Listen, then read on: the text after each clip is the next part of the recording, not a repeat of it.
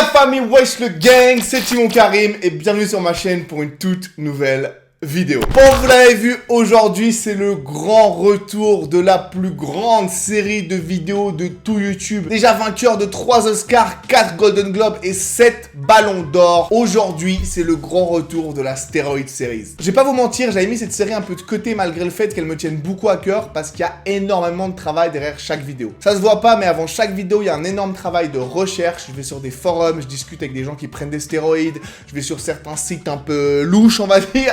Je mate des vidéos, je lis des articles scientifiques, etc. Et j'essaie de condenser tout ça pour faire le truc le plus informatif, mais en même temps le plus simple et accessible à tous possible, parce que le but, c'est pas de rendre ces vidéos trop compliquées. Donc voilà, il y a vraiment beaucoup de taf derrière, et je trouvais que la réception de ces vidéos était pas ouf. Donc j'ai mis ça de côté quelques temps, et en fait, je me suis rendu compte que sur mes anciennes vidéos des Steroid Series, elles commençaient à faire beaucoup de vues, et surtout, je recevais beaucoup de messages de gens qui tombaient dessus après, et qui me demandaient d'en faire des nouvelles. Ouais, tu peux faire sur le Trent, tu peux faire sur la PCT, tu peux faire sur la Navarre. J'ai vraiment plusieurs messages par semaine de gens qui tombent sur mes anciennes vidéos et qui me demandent d'en faire des nouvelles. Donc, vu que j'adore cette série et qu'en plus je reçois des messages pour en faire de nouvelles, aujourd'hui c'est le grand retour de cette fameuse série que sont les Steroid Series. Donc pour ceux qui sont nouveaux ici et qui ne savent pas ce que sont les Steroid Series, bon, je vous laisse aller voir mes anciennes vidéos pour en savoir plus, mais très rapidement. Mon but n'est pas de promouvoir l'usage de stéroïdes ou au contraire de dire que c'est quelque chose de mauvais, mon but est simplement d'informer les gens. Que vous vouliez consommer des stéroïdes ou simplement en parler ou tout simplement vous intéresser au bodybuilding et à tous ces aspects, je pense qu'il faut avoir une base d'information sur les stéroïdes parce que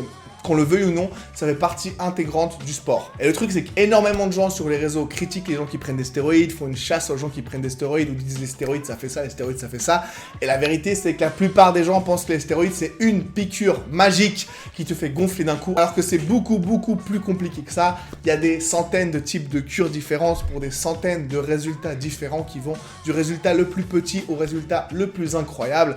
Et c'est donc ça que je vais vous faire découvrir avec ce genre de vidéo. Donc voilà, si vous êtes nouveau ici, je vous laisse aller voir mes anciennes vidéos, notamment sur les stéroïdes, où vous verrez un stéroïde un peu plus basique, on va dire, parce que là, on s'attaque un peu à un des boss finaux du stéroïde game qui est le Trenbolone. Mais également, si vous êtes nouveau, 2 petites minutes, je vous laisse vous abonner à la chaîne car comme je le dis souvent, pour vous c'est juste une petite seconde, mais pour moi et ma petite chaîne, chaque nouvel abonnement c'est une énorme source de motivation. On a encore une petite chaîne et comme je vous l'ai dit, je taffe énormément pour me développer, donc ça me ferait super plaisir si vous prenez une seconde pour vous abonner, lâcher un petit pouce bleu et mettre un commentaire pour me poser une question ou simplement me dire ce que vous avez pensé de la vidéo. Merci. Donc vous avez vu le titre de la vidéo et non, ce n'est pas un putaclic. Aujourd'hui, on va parler du stéroïde qui est considéré comme comme le stéroïde le plus puissant, aka le Trenbolone. Alors déjà, d'où ça vient et à quoi ça sert à la base? Contrairement à pratiquement tous les stéroïdes dont j'ai parlé dans mes dernières vidéos, qui étaient donc la testostérone ou des dérivés de testostérone, comme vous pouvez le voir dans ce tableau, le Trenbolone fait partie d'une famille différente. Il fait en effet partie de la famille des 19-nortestostérone ou 19-nortestostérone, dont vous avez certainement déjà entendu parler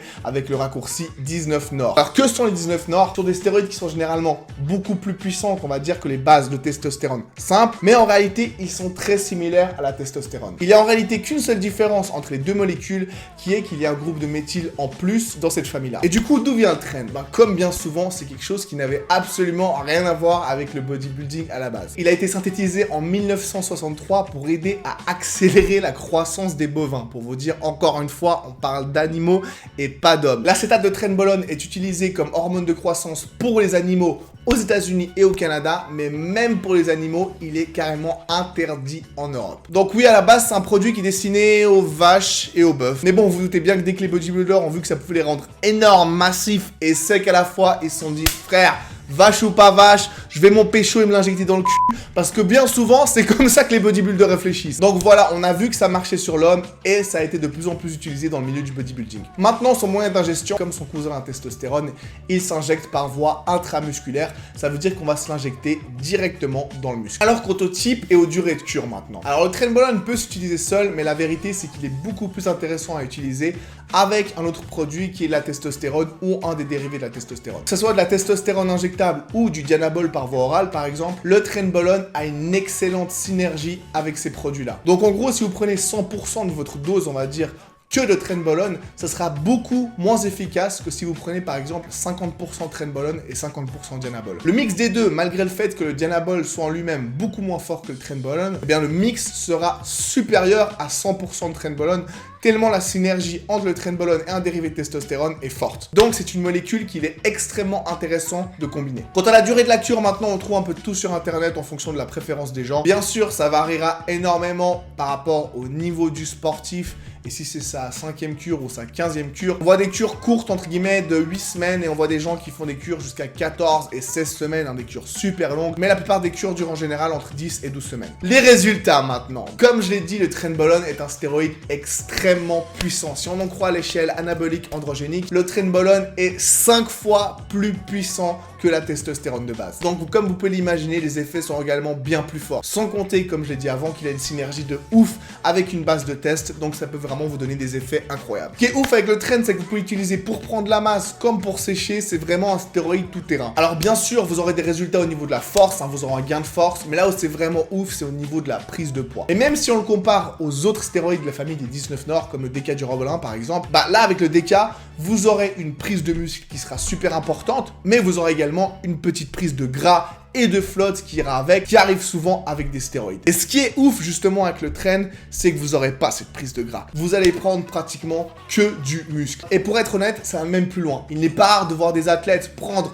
énormément de muscles sous tren et en même temps perdre du gras. Et pour ceux qui savent ce que c'est le body, vous savez à quel point c'est dur de pouvoir prendre du muscle et perdre du gras en même temps, à part si vous êtes débutant ou si vous prenez des produits, c'est quelque chose qui est normalement impossible à faire. Et avec le tren, c'est pas que c'est possible, c'est que vous allez même packer un max de muscle tout en séchant de ouf. C'est pour ça que ce produit est limite magique, c'est extraordinaire et vraiment ses résultats sont incroyables. Si vous avez une bonne génétique, les résultats seront vraiment complètement fous, votre corps va se transformer. Et ce qui est intéressant ici, c'est que même les personnes qui ont une moins bonne génétique auront de super bons résultats avec le tren. Donc voilà, vous l'aurez compris, le tren c'est vraiment un autre monde, c'est vraiment un stéroïde de ouf qui va vous amener des résultats incroyables. Le tren c'est vraiment un stéroïde sous stéroïde, tu vois, un stéroïde qui aurait lui-même pris des stéroïdes. Donc les résultats sont ouf. Ça donne envie comme ça, tout le monde se dit là et vous êtes déjà sur internet en train de googler où est-ce que je peux acheter du tren. Mais attendez, vous vous doutez bien que tous ces beaux effets positifs là cache quelque chose. S'il y avait que ces effets-là, ça serait trop beau. Donc vous doutez bien qu'avec tous ces effets positifs super forts, il y a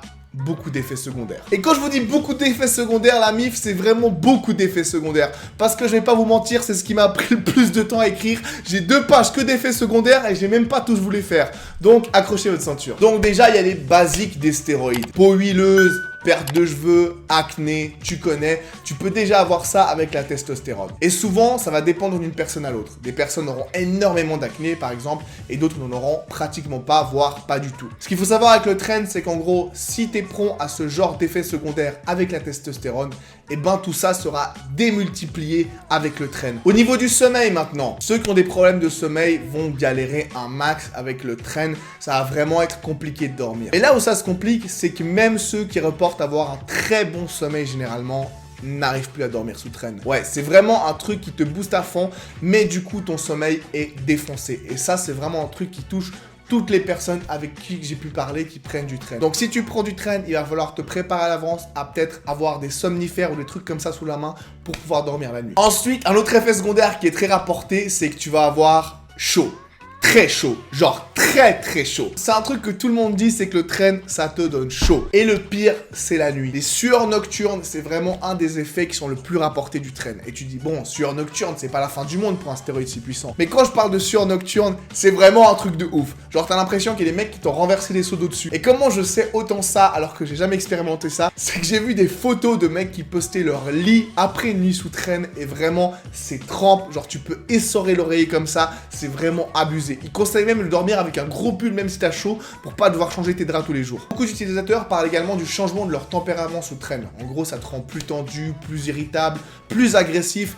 Et si t'es quelqu'un déjà qui est un peu agressif ou énervé facilement de base, le tren, ça va faire exploser tout ça. Ensuite, le tren va faire de toi un monstre. Mais niveau endurance, il va te défoncer ton cardio totalement. Vraiment à un point où faire du cardio sous tren, ça devient compliqué. Donc si t'es un athlète qui est dans un sport d'endurance, ne pense même pas au tren, c'est vraiment pas une drogue pour toi. Et même si t'es pas un athlète sous endurance, ça va devenir très compliqué. Parce que c'est pas tu te tapes des 100 mètres et t'es fatigué sous tren. Non, c'est genre tu montes les escaliers chez toi et tu commences à halter, à avoir de la peine. Beaucoup de gens ont dit que vraiment c'était abusé et dans la vie de tous les jours ça te limitait. Même au point où quand tu veux tirer un coup avec ta meuf, c'est chaud. Ensuite, au niveau du cholestérol, le train va faire baisser ton bon cholestérol, donc ton HDL, et monter ton mauvais cholestérol, donc ton LDL. Par contre, petite surprise, attention, petit point positif, on va dire, ou petite différence avec la testostérone, c'est qu'un des gros problèmes qu'on a avec la testostérone, si vous ne savez pas ce que c'est la testostérone, c'est la base de la base, donc allez voir ma vidéo sur la testostérone, c'est la première des Steroid Series. Mais donc pour ceux qui l'ont vu, vous savez que un des gros problèmes de la testostérone, c'est l'aromatisation. La testostérone qui se transforme en œstrogène, l'hormone féminin. Et donc ton niveau d'œstrogène peut se retrouver très très haut et créer plein de problèmes, notamment des gynécomasties ou de la rétention d'eau, plein d'autres problèmes qui sont liés à un taux d'œstrogène très haut. La différence avec le tren, c'est que le tren ne va pas s'aromatiser.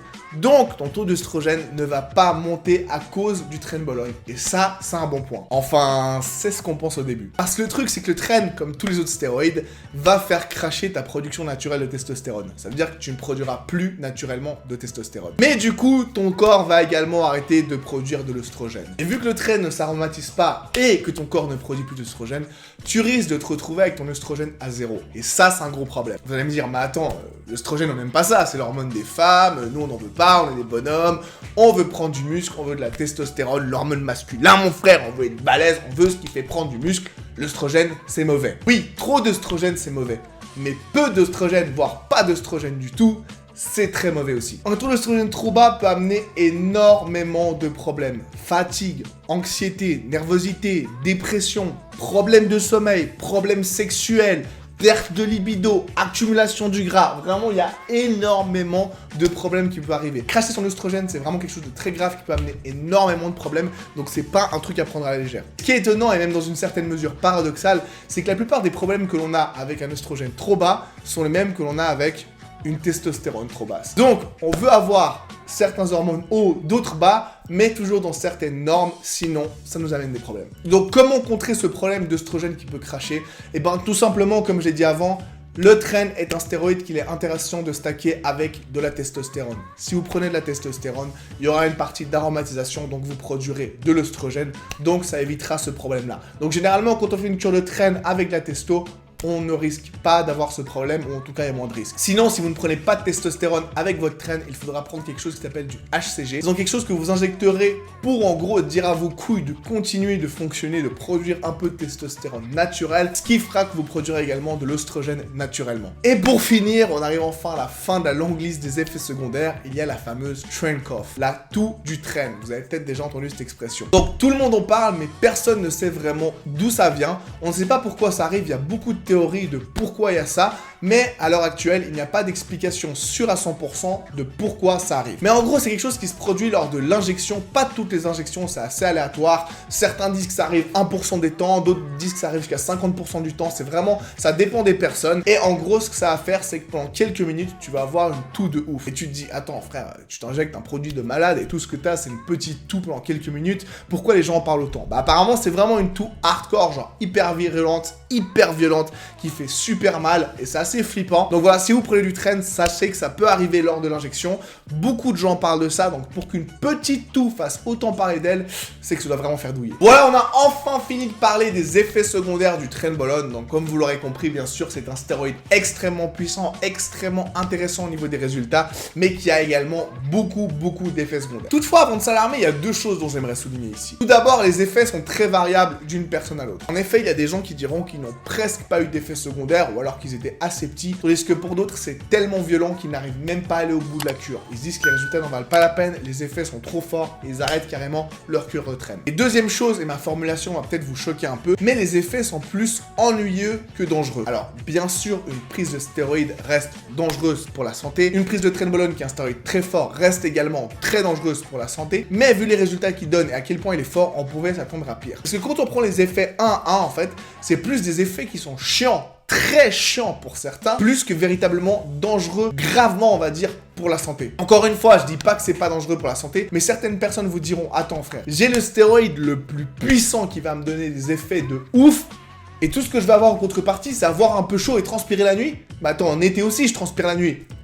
Franchement, je vois pas le problème. Ce sera à chacun de voir comment il peut gérer ça, ce sera à chacun de voir à quel point les effets sont forts. Mais c'est vrai que pour certains, les effets sont largement acceptables et même sont petits par rapport aux résultats, alors que d'autres ne pourront tout simplement pas les encaisser du tout. Au niveau des protections maintenant, est-ce qu'il y a des protections contre tous ces effets secondaires si désagréables? Bah comme je l'ai dit, la plupart de ces effets ne sont pas si dangereux que ça, mais du coup, il n'y a pas vraiment de protection pour empêcher que ça arrive. Tu devras malheureusement garder la tête haute et les encaisser sans broncher parce qu'il n'y a pas d'autre solution. T'as chaud la nuit, bah t'as chaud la nuit. Limite, tu peux essayer de te foutre des glaçons dans le cul, mais bon, je garantis pas le résultat. Pour te fait d'avoir des problèmes d'endurance et de cholestérol, j'ai vu quelques personnes qui parlaient d'un médicament, je vais pas entrer dans les détails, qui peuvent aider, mais rien ne revient vraiment de manière sûre. Par contre, pour ce qui est du taux d'œstrogène, bah, si tu prends de la testostérone avec, tu risques d'avoir un taux d'œstrogène, certes pas zéro, mais qui peut être trop, et donc là, tu devras prendre des inhibiteurs d'aromatase, comme je l'ai expliqué dans ma vidéo sur la testostérone, donc si vous voulez plus de détails, allez la voir. Au contraire, si tu ne prends pas de testostérone et donc ton taux d'œstrogène risque d'être à zéro, tu devras t'injecter, comme j'ai dit tout à l'heure, du HCG. Donc de toute façon, tu devras prendre quelque chose. Et enfin, bien entendu, comme après chaque cure de stéroïdes, et comme je le répète à chaque vidéo, il faudra prévoir après votre cure une PCT, une relance. C'est important, c'est ce qui permettra à votre système de redémarrer et à vos petits glaouis de recommencer à produire de la testostérone naturellement. Et oui, comme ces derniers temps, j'ai été surpris, mais vous avez été énormément à me le demander, une vidéo sur la PCT est en cours de préparation. Ne vous inquiétez pas. Concernant le prix et la facilité à trouver le Trenbolone maintenant. Comme vous l'imaginez, vu les effets de folie que ça a, le Trenbolone est plus cher que la testostérone de manière générale. Bien sûr, le prix va varier en fonction des dosages et de la durée de la cure. Et vu que je donne pas de dosage exact sur ma chaîne, vous le savez maintenant, ça reste très variable, il y a une grosse marge de différence. Mais en gros, pour une cure de 12 semaines avec un dosage, on va dire, dans la moyenne basse, il faudra compter entre 250 et 300 euros. Mais pensez également, comme j'en ai parlé avant, il faut certainement le stacker avec une testostérone, donc ça va vous coûter plus cher. Il faut penser aux protections, il faut penser à la PCT. Et comme je vous le dis à chaque vidéo, et je vais encore vous saouler avec ça pendant longtemps, il faut penser à un budget pour les prises de sang. Ça fait partie intégrante de la cure. Je sais que beaucoup de gens ne peuvent pas en faire. Toujours avant, pendant et après la cure au minimum, des prises de sang pour mesurer vos niveaux, pour voir que tout va bien dans votre corps, pour surveiller ce qui se passe et même pour voir si le produit est réellement efficace.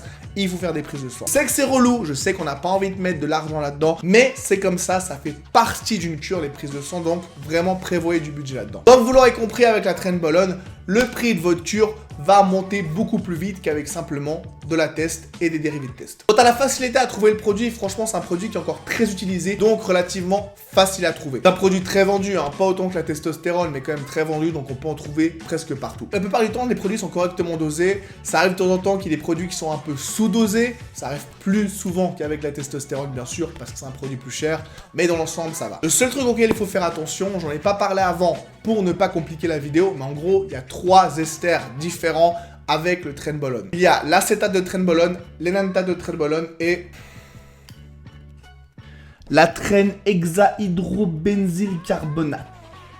Voilà. On trouve souvent des laboratoires qui proposent des huiles où il y a les 3 types d'esters qui sont mixés dedans à 33%, 33%, 33%. Mais la plupart des tests que j'ai vus, et vraiment pratiquement tous les tests, révèlent qu'il n'y a que de l'énanthate et que de l'acétate de Trenbolone et qu'il n'y a pas de l'examach, un truc dedans. Donc en gros, évitez les traînes déjà mixées avec plusieurs esters dedans. Mais bon, de manière générale, j'éviterai les mix à votre place. C'est quelque chose que je conseille pas parce que souvent les dosages ne sont pas respectés. Donc en conclusion, comme je vous l'avais dit, je n'ai pas exagéré dans le titre. Le Trenbolone, c'est vraiment le Superman, le Sangoku, l'ultime Super Saiyan des stéroïdes. Vous aurez des effets de ouf. Vous allez pouvoir prendre un max de muscle tout en perdant du gras.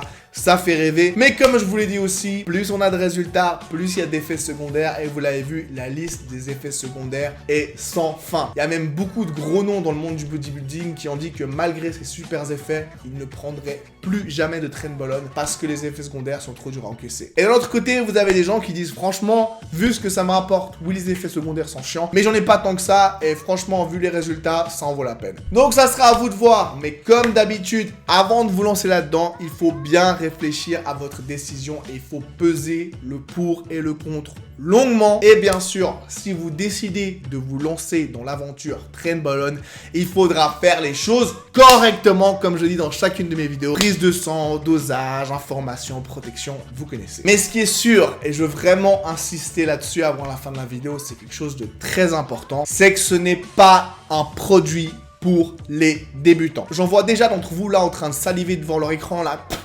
Putain, ça a l'air un produit de folie, il faut que je teste. Non frère, non frère. Tu veux tester alors que ça fait 6 mois que tu fais de la muscu, que ta diète elle est éclatée, que ton entraînement il est éclaté, que tu connais absolument rien. Oublie direct. Déjà pour se lancer dans une cure soft, on va dire une cure basique, même juste avec une base test, je recommande personnellement d'avoir au moins 3 ou 4 ans d'expérience dans le bodybuilding et 3 ou 4 ans, pas en tout, mais 3 ou 4 ans de manière sérieuse. Ça veut dire que tu as une diète carrée et tu t'y connais, tu as un entraînement carré, tu t'y connais. Et surtout, tu as la motivation pour suivre les choses de manière carrée, assidue, ou alors tu as un coach qui te fait tenir ta diète, tes entraînements vraiment carrés. Et là, vraiment, si tu arrives à ta limite naturelle, ou alors si tu veux passer un cap, tu te dis, frère, je m'intéresse aux stéroïdes. Et là, tu te lances doucement dans ce monde que sont les stéroïdes. Mais quand on parle du train, on va encore plus loin. Tous ces prérequis, c'est pour commencer, on va dire, une cure soft, ton premier cycle, quoi. Première expérience avec les stéroïdes, mais il faut y aller doucement. Ça veut dire que même si tu as tous ces prérequis, c'est au bout de, je sais pas, 5, 6, 10 cures, quand tu vois que tu n'arrives plus à progresser en ayant essayé plein de composés chimiques différents, plein d'années d'expérience, où tu vas dire, bon, je vais commencer à m'intéresser au train. Comme avec la muscu, il faut y aller petit à petit, et c'est quand tu stagnes que tu décides de passer l'étape supérieure, à part si vraiment tu veux devenir pro et t'es bien entouré, mais là je parle pour la plupart des personnes. Franchement, c'est comme tout, pour la muscu, tu commences ta diète, tu veux faire une prise de masse, tu vas pas commencer direct à 5000 calories, tu vas y aller petit à petit et quand tu stagnes, tu montes. Idem, tu vas pas aller à ton premier jour à la salle et foutre 200 kilos sur le développé couché et pousser comme un malade. En gros, si tu veux commencer direct par le train, c'est comme si t'es puceau, tu sais pas te servir de ton zigounou et tu te dis, c'est parti, je vais me lancer dans une partouze avec 15 meufs. Non frère, tu vas pas assurer, tu vas te faire rouler dessus et tu vas finir KO. Donc, si t'as pas toute cette expérience, oublie direct, le train, c'est pas pour les enfants. Comme je vous le dis à chaque fois, ce sont des produits lourds avec de vraies conséquences. Donc, il est important de faire les choses de manière sérieuse, de bien réfléchir avant et de savoir où on met les pieds. Voilà, c'est tout pour cette vidéo. Désolé, c'était un peu longue, mais vraiment, le train ballon, c'est un des stéroïdes dont on parle le plus. Et il y avait tellement d'effets secondaires, vous avez vu, que ça a pris un certain temps. En tout cas, j'espère que vous aurez kiffé cette vidéo. Vraiment, j'ai travaillé énormément dessus. Donc, si vous voulez me donner de la force, c'est tout simple. Vous cliquez sur vous abonner, vous lâchez un petit pouce, un petit commentaire. Vous pouvez partager ma vidéo avec vos potes, la reposter sur un forum, sur Twitter, sur Insta, peu importe. Chaque petit truc, ça me donne de la force. Surtout qu'on a une chaîne aussi petite que la mienne et on travaille autant que moi pour ces vidéos. Vraiment, chaque fois que vous me donnez de la force, c'est vraiment apprécié. En tout cas, si vous avez d'autres questions sur le train, je vous laisse les poster en commentaire. Vous pouvez me suivre sur mon Insta et m'envoyer des DM si vous avez des questions. Et bien sûr, me proposer le prochain stéroïde dont vous voulez que je parle dans ma stéroïde series. Car oui, elle est repartie. Il y aura plein de nouvelles vidéos là-dessus. En tout cas, merci à tous d'être restés jusqu'à la fin de la vidéo. C'était Timon Karim. Je vous remercie et je vous dis à tout bientôt sur ma chaîne pour une nouvelle vidéo. Ciao.